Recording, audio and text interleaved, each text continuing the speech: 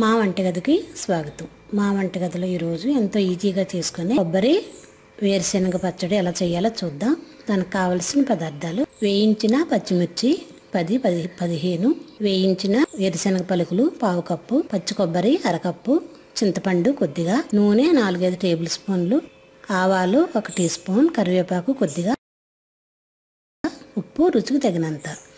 ఇప్పుడు ఎలా తయారు చేయాలో చూద్దాం. నూనెలో పచ్చిమిర్చి వేయించుకుందాం.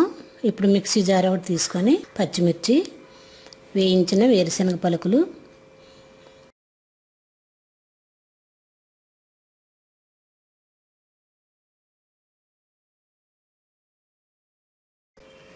కొద్దిగా ఉప్పు వేసి ఒకసారి మిక్సీ చేద్దాం. ఇది అలా చేయగా వచ్చిన పచ్చిమిర్చి పేస్టు దీనిలో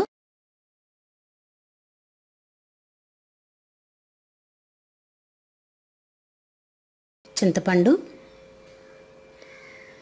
మనం ముందుగా కట్ చేసి ఉంచిన పచ్చి కొబ్బరి ముక్కలు కూడా వేసి మళ్ళీ మిక్సీ చేద్దాం.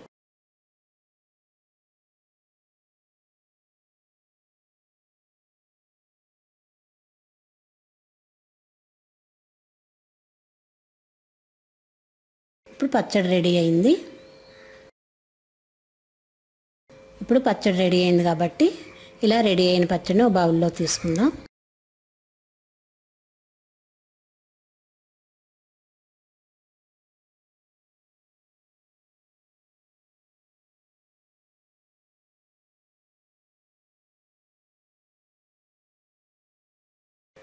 నూనె వేడి చేసి ఆవాలు కరివేపాకు వేయించుకొని పచ్చళ్ళలో వేసి కలుపుదాం.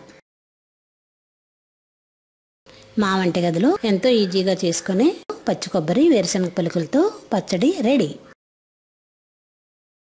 మరిన్ని వంటల కోసం మా వంటగదిని సబ్స్క్రైబ్ కాగలరు. ధన్యవాదములు.